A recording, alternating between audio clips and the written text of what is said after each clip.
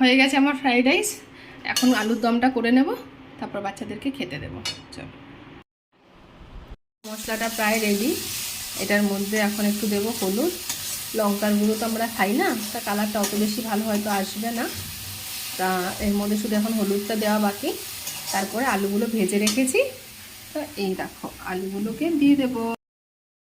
তরকারি আমার হয়ে গেছে, তো নামিয়ে দেবো। চলো খেয়ে দেখা যাক, বাচ্চাদেরকে দিয়ে দিই। খুব বেশি মশলা দিইনি, খুব অল্প মশলাতেই করেছি।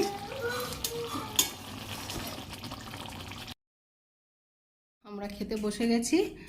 আমার ভাত, লাড্ডুর ভাত, আর এদিকে লাড্ডু খেতে বসে গেছে।